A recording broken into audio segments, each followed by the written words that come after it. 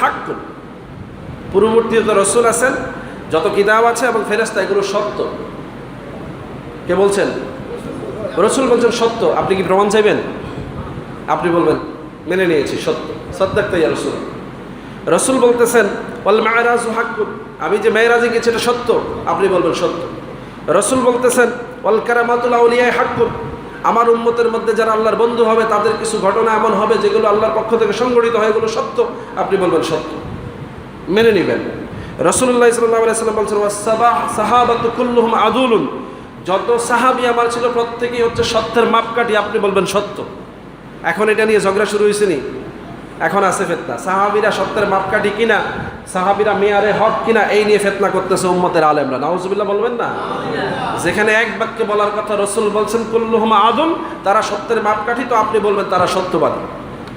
তাদের ব্যাপারে কোনো সংশয়, কোনো মিথ্যা